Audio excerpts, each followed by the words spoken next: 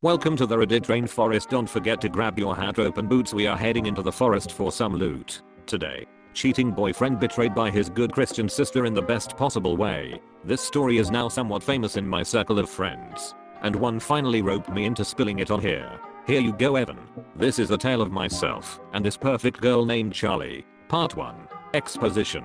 This took place roughly 2 years ago, at the twilight of my senior year of high school. It was early May and our graduation was set for early June.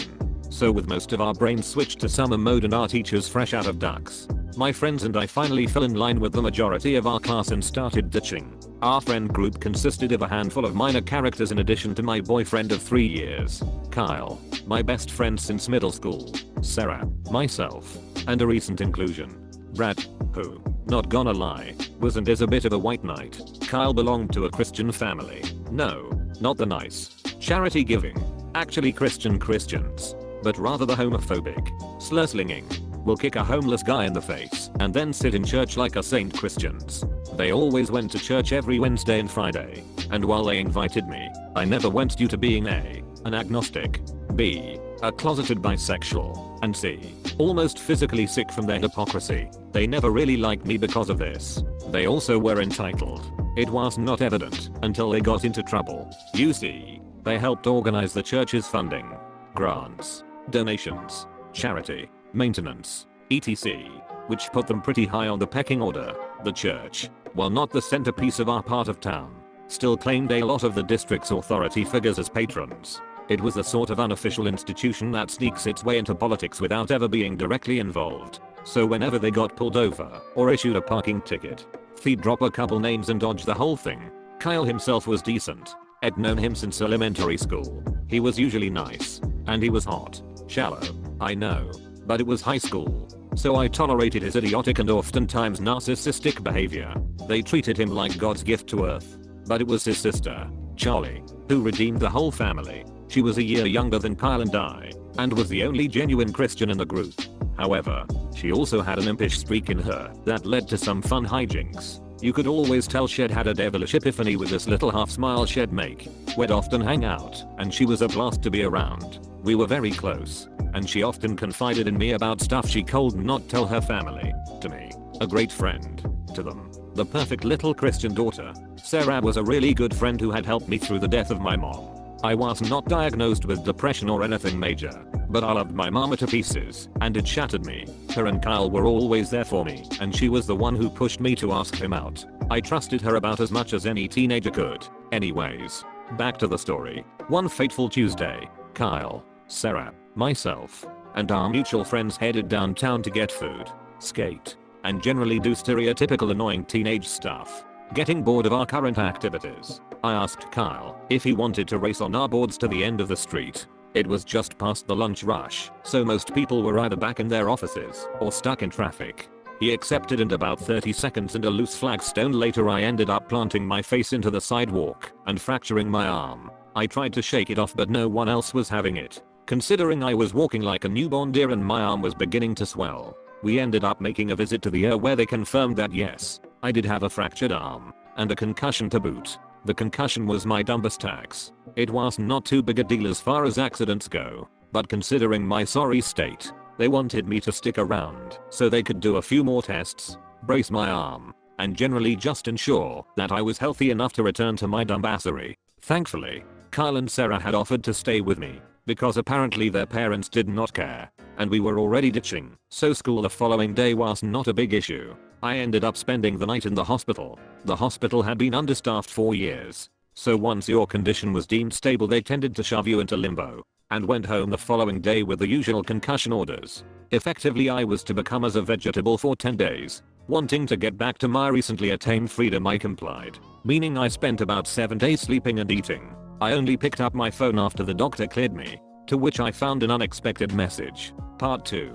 The act. Brad had gotten my number from Kyle and sent me a link to a private data storing account. One of those services where you can upload videos, pictures, etc. and lock it behind a passcode for personal use only, and a password. I, being intrigued by this sudden plot hook in my boring life, followed it to find literal gigabytes of pictures. all showing Kyle and Sarah in compromising positions and captions hollering things that were definitely not beneficial to their relationship with the Lord. Him talking everything from individual nudes taken from the chat of snaps to full-on money shots and everything in between. It looked like an amateur porn album, the most recent of which was dated to, as you probably guessed, that Tuesday evening. Brad explained that Kyle had this whole thing where he'd upload videos of him and Sarah doing it for his close circle to whack off at. I personally would have simply used Pornhub like a normal human. But Kyle had always been a little self-infatuated, so I was not too surprised at this narcissist level move. Brad had apparently just been included and was sickened by the whole thing. For context, in our 3 years of dating, the furthest Kyle and I had gone was a BJ after a football game that January. He spewed BS about saving it for marriage while dicking down my BFF. I was shattered. The two people I had placed my unconditional trust in had, without my knowing, been taking turns pounding that trust away, all the while being fully aware of their importance in my life. I confronted Kyle about this when we next hung out at his place, and he denied everything at first, said I was being a paranoid bitch. When I showed him the evidence, he involved his parents, who started claiming I Photosh original poster ped the photos and videos, and threatened that they would report me for making child porn. Sarah and Kyle had only just turned 18 the past September, knowing the police would prove me right, but not wanting to thank Brad for possession. Our city had been throwing the book at people for this for years. I dropped it and left. I thought we'd broken up, but apparently his parents insisted we stay together until after graduation to save face with his extended family. Apparently they knew deep down he was guilty, but the usual ep tendencies flared up, not wanting to make waves. Yet, I reluctantly complied and began regressing into my earlier negative mental spaces. Part 3. The Revenge. The funny thing about religious families is that they are just as prone to producing LGBT children as non-religious ones. Kyle had avoided the sickness. Charlie had not. Not 1 week after our argument, I was at Kyle's house, helping him keep up the act. We hardly interacted, so I turned to Charlie for companionship. This typically happened when Kyle and I would get into fights, as Charlie's chilled demeanor and deep concern often led me to confide in her, sometimes with things I did not even share with Sarah. This, being the biggest argument of our relationship, was no different. While we were chilling in her room, she started to get really antsy. Her normal bubbly demeanor was gone. Contrary to your typical homosexual, I did not have a strong gaydar, so I assumed she'd learned of Kyle's infidelity. Well, yes, but actually no. I asked her what was wrong, and she said she had a secret to spill. I was not really in the mood for drama or comforting, but it being Charlie, I let her go. In what has yet to be the second biggest surprise of my life, she told me about how she'd been in the closet for years. 14 or 15 was when she first started figuring it out. And apparently for a long time she'd been trying to get closer to me because I was the only person she truly felt comfortable around. Her family was almost stereotypically homophobic and really only approved of her church friends. She was jealous of Kyle and our relationship, but thinking I was straight and not wanting to rock the boat, she resigned herself to her angsty teenage heartache. That was until the HMS relationship struck an infidelity iceberg and she figured she could finally shoot her shot. Now, given any other circumstance, I would have said hell no. We'd known each other for over a decade, and had been dating her brother for 3 years. It would have been scummy and Charlie was practically a sister to me at this point. But then the blood started rushing, and the lizard brain started screaming for payback. I'll spare the details for her privacy, but one woohoo later her and I were enjoying the afterglow when the gears really started turning. I felt like malarkey. I knew what I'd done was wrong, but given my current situation I frankly did not care about that. I more so felt bad for Charlie. At the time, my feelings were twisted and painful, and I thought I did not really like her that way, so I thought it just one, and I'm the only non-family member who I still trusted. She caught onto the vibe I was giving off and ended up talking me out of some bad thoughts while we got dressed and said our goodbyes. We ended up continuing the relationship after that. For her, she finally got to be with her longtime crush, and I got an escape. When the day of graduation came and went, we maintained the charade until both our families, as well as their church group, went over to their place for a massive dinner celebration and commemorative slidishow. Now we'd known about this event since the fall, and had not thought too much of it until the incident. During our filling, Charlie had been pushing me out of my slump and towards thoughts of vengeance. Apparently, her parents had been spreading rumors to their church group that I had been cheating on Kyle, and they were saying that after the dinner he was going to dump me, in front of an entire crowd that included my family. I did not really care about myself, but my dad had gotten a lot of flack for remarrying after mom died. Some of it even came from me. but having the perspective of age and distance, I got over it. I was not about to have him publicly embarrassed by some malarkey heads who thought they blessed the ground they walked on. Before, it was just petty high school drama. But this was no joke. My dad worked for the district rep's office. The district rep grew up at that church. It was part of his one of the people persona. A few choice words: my dad's job would be history. Guess Kyle's parents and their malignancy never thought that part through. Or maybe they did, and I'm giving them too much credit. Either way, this was now personal. So Charlie, being her impish self, began scheming. She was loved by the church group, so it was easy for her to get the role of prepping the slideshow. She even gave a whole speech about how she could not wait to finally give her brother and his friends the recognition they deserved. She then began compiling the videos and photos from the Circle Jerk account Kyle had made.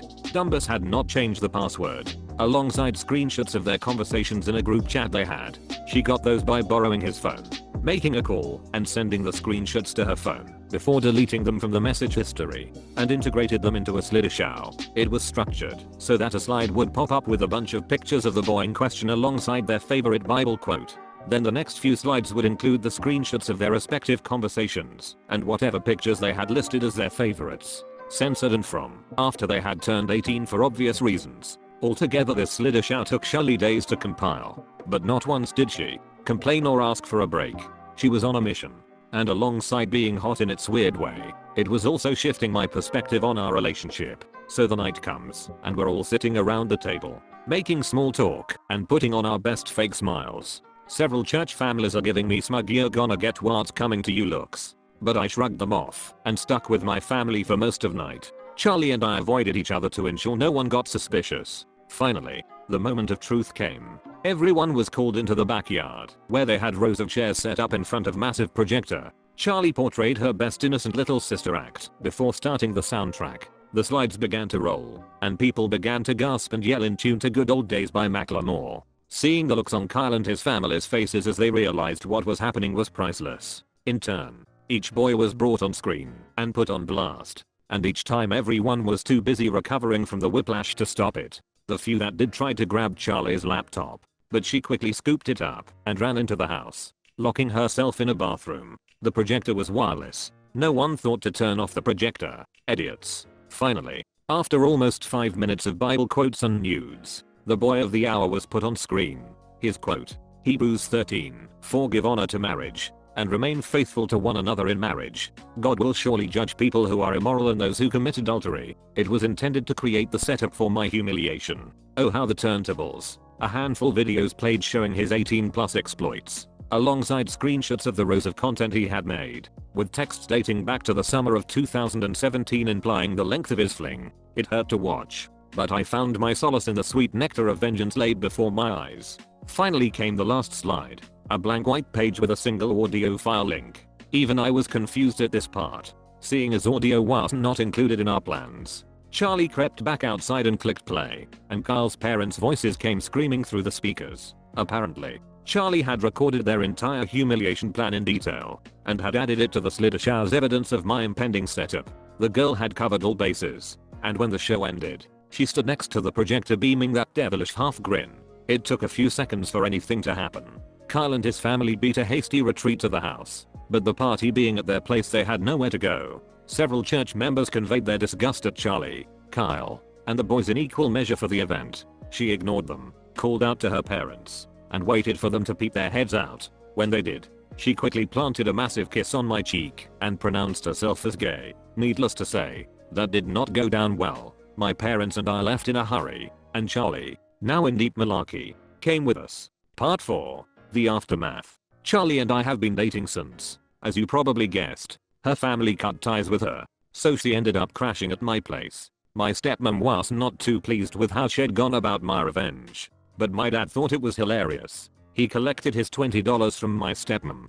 They'd had a bet over when it'd come out, apparently, and argued on our behalf for Charlie to stay. After all, they had an interesting first impression, and there was no risk of pregnancy. To top it off, it was the perfect way for them to spite Kyle's family after they'd trashed my reputation and tried to make me an outcast. He caught some jokes and snide remarks at work for the next few weeks, but given the circumstances and the fact I was a teenage daughter, apparently were prone to bouts of roguishness, he got off. No harm. As for Kyle, Well, his family got barred from their church after his collection came to light, which caused them to fall from local grace. They lost the ear of local officials, and the various name drops they'd been using to avoid various fines and penalties caught up to them. Last I heard from Sarah, they had moved to the next state over, and Kyle was living sexless in his parents' basement, squeaking by at a community college. Sarah and I made up eventually. It took a lot of apologizing, and no small amount of groveling on her part. But not wanting to resent her for the rest of my life, I got over myself and allowed her back in.